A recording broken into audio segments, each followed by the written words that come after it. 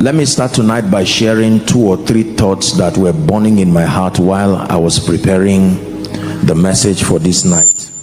I was contemplating on a number of things, and I just thought, because God has granted us the honor and the privilege of having quite significant participation during our services, I thought it was a good platform to just share this 1 or 2 contemplations, and then they lead us into the teaching tonight. So please pay attention. Number 1, I wrote here that one of the greatest needs in the body of Christ today, one of the greatest needs in the body of Christ today and in society at large is discipleship. One of the greatest needs in the body of Christ today, and by extension in society, is the need for discipleship. What is discipleship? Methodical mentorship that leads people to become Christ-like and to become responsible. Discipleship. Please look up. This is very important. The Lord began to burn in my heart again the need to drum this, that one of the major needs in the body of Christ today is discipleship. You see, when new converts or those who just get born again, if and when they are not discipled, eventually the gaps in their spiritual understanding and the fact that the flesh is so alive will make them easy prey for the devil to come into partnership with their unrenewed minds and cause a lot of trouble, first in the body of Christ and then by extension in society. Are we together? This is very, very important. When new converts are not discipled, they will eventually become problems, first to the church and then to the larger community. Let me tell you this: every national problem, please look up, every national problem was first a regional problem that was not managed properly. Every regional problem was once upon a time a family problem that was not managed effectively, and every family problem was once an individual problem. You see how nations are destroyed. So an individual who is not discipled creates trouble in a family that is not discipled, creates trouble in a society or a region that is not discipled. Eventually that individual will constitute a nuisance to not only family, not only society, but to the nation and even the continent at large. Most of the people today that trouble civilization, trouble the peace and tranquility of territories, all of them come from home, and they did not just evolve into troublemakers of all kinds.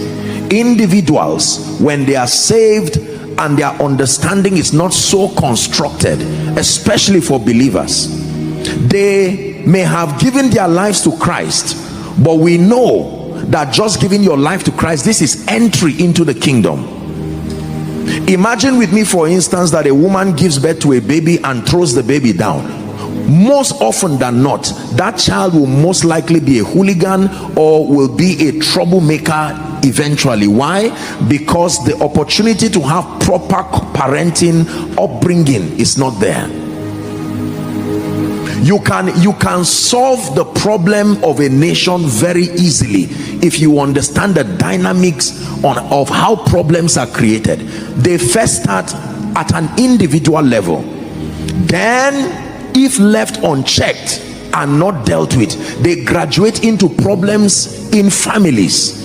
Then from families, when those individuals are now sent from those families, they become troubles to society, communities, and to regions. And if left unchecked, they will rise to become national people who multiply the same problem. And these are the kinds of conditions that demon spirits look for. They look for individuals with no platform for discipleship. They look for families with no codes of conduct, no modus operandi. Anything just happens. They look for territories that are lawless. They look for nations with no law. This is how people are destroyed. It is very easy to destroy a nation. It is very easy to destroy a family. It is very easy to destroy a territory. All you need to do is ignore discipleship at an individual level. Just let people do anything they want to do unchecked.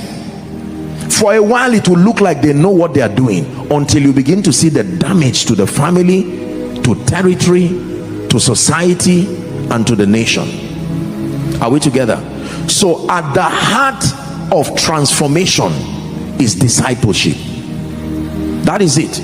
If we want to change this nation, we want to change Africa, we must obtain grace and wisdom from God to get back into the subject of methodical mentorship, discipleship. At least for a start, we can start with younger believers. This has been a mistake that most people have made, respectfully speaking, especially those in the mission field. We focus so much about soul winning, missions, and that is wonderful, but there is no system to manage these people when they are saved. At best, we just tell them, go to this church, and when they get to the church, if the church does not have a structure, a teaching priest to now begin to help those people, they are in trouble. Because when those people sit there, the flesh wants to find expression, and because there is no system to keep dealing with it, I tell you, eventually you are going to see all shades of trouble. The headache that the man of God will go through because of people that are saved and they just pile them into the church, no growth, no development. And this is how you keep having all this trouble everywhere. Are we blessed? This is not my sermon, or this is a burden. Let me just offload that one, then we'll get to the sermon for tonight. Are we together?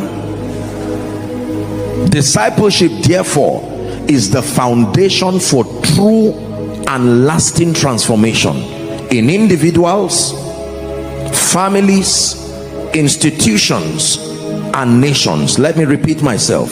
Discipleship, therefore, by reason of the aforementioned, discipleship, therefore, is the foundation for true and lasting transformation in individuals,